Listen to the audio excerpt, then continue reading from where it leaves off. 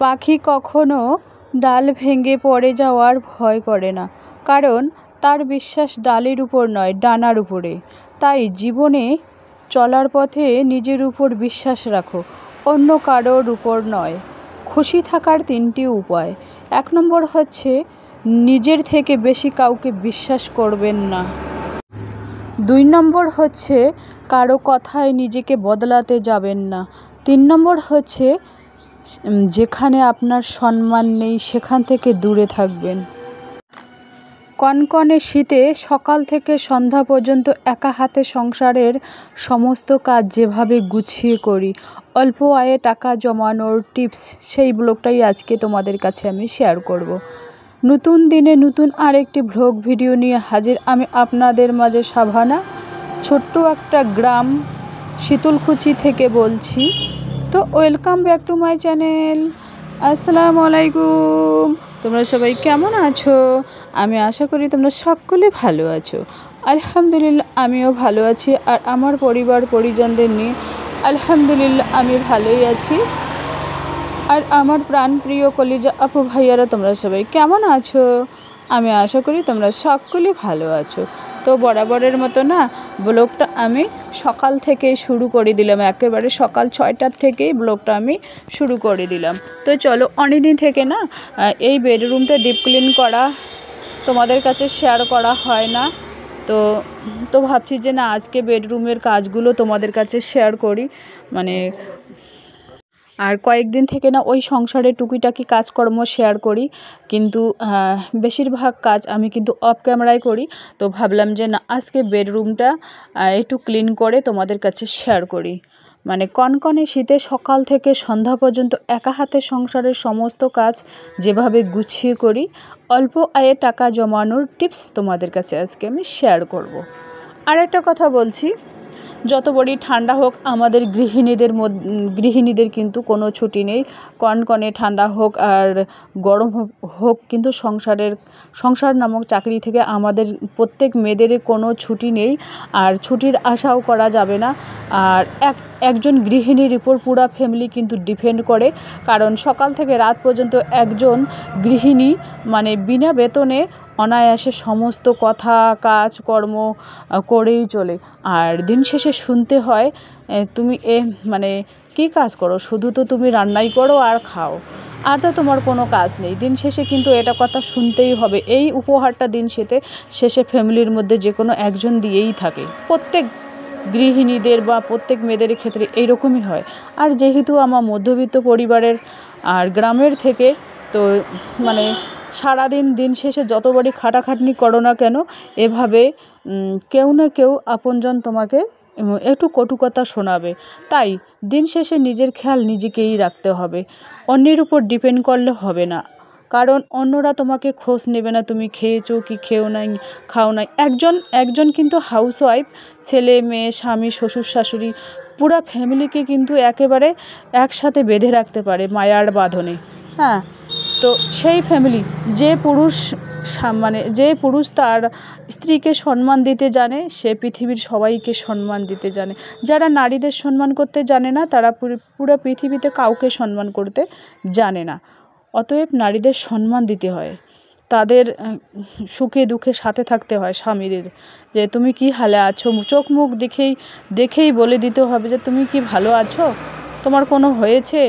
একটু দিন শেষে খেয়াল রাখতে হয় হাজব্যান্ডকে। যদি পারফেক্ট ভালো হাজব্যান্ড হয়, তাহলে কিন্তু এভাবেই বলে। পৃথিবীতে সবচেয়ে মূল্যবান জিনিস হচ্ছে টাকা।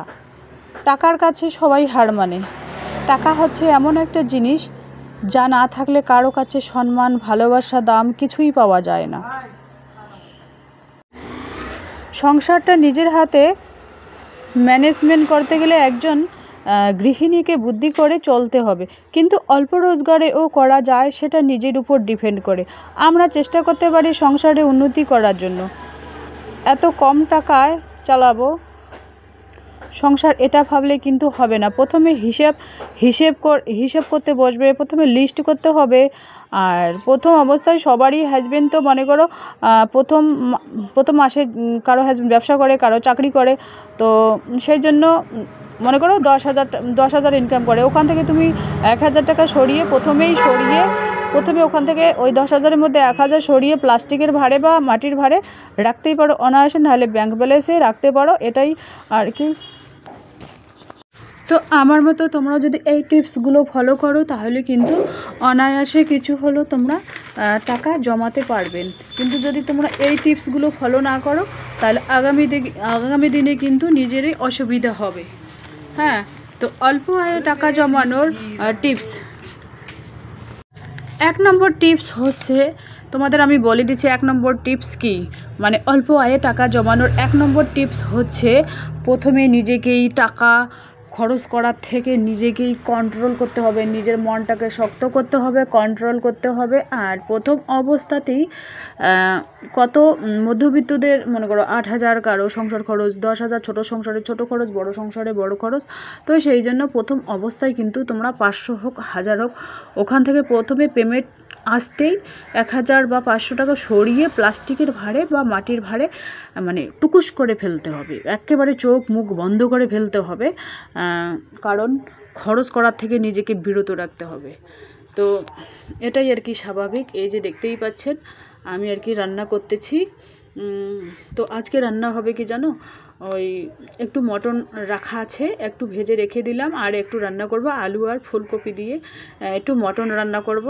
তো চলো ব্লগটা দেখতেই থাকো। আর কিছু রান্না করব না, বাচ্চা মটন থাকলে আর কিছু লাগে না ছেলে মেয়েকে, ওই জন্য আমি বানাইও না, শাক পাতা ওগুলো কিছু বানাই না। নিজের জন্য যদি যেদিন ভালো লাগে নিজের জন্য সেই দিনে বানাই আর কি। তো মাছ মাংস হলে আমি একটাই বানাই আর কি। ভালো করে যদি একটা মাছ মাংস রান্না করা যায় যে কোনো একটা, তাহলে কিন্তু একটা দিয়েই খাওয়া হয়ে যাবে অনায়াসে। তো এই যে দেখুন এখানে আমি ফুলকপি আর আলুটা একটু মাখা করব, ঝোল করব না আর কি। এখন গরম মশলা ছড়িয়ে দেবো, নামানোর সময় কিন্তু গরম মশলা একটু ধনেপাতা দিলে কিন্তু জাস্ট জমে যাবে, আর গরম ভাতের সাথে জাস্ট জমে যায়। আর আমি কিন্তু ভাত রেখে দিই কোথায় জানো, কম্বলের ভেতরে কিন্তু ভাত রেখে দিই আমি, কারণ কম্বলের ভেতরে ভাত রাখার টিপসগুলো আমি আমার নানিমা দাদিমার কাছে শিখেছি। কারণ একবেলা রান্না করে 2-3 বেলা আরামসে খাওয়া যায় ঠান্ডার দিনে। আর কম্বল বালিশ টালিশ বেশি করে চাপা দিয়ে রাখলে না, তাহলে কিন্তু মানে দুবেলাও খাওয়া যায়। এই যে দেখুন আমার লাউয়ের চারা গাছগুলোর মানে চেহারা দেখুন, এখানে গোসল টোসল সারা হয়ে গেছে, কাপড় টাপড় শুকোতে দিচ্ছে। আজকে রোদের তেজটা খুব কম। এই যে দেখুন মুরগিদেরও আমি খাবার দিয়ে দিলাম অলরেডি, কারণ মুরগিদের এই যে দেখুন বস্তা নিয়ে এসেছি বাপের বাসা থেকে, এখানে আছে পাতান, তো এগুলো মুরগিদের রুমই দিব। আজকে আর কি ডিম তুললাম, কটা 11টা ডিম তুললাম আর কি আজকে।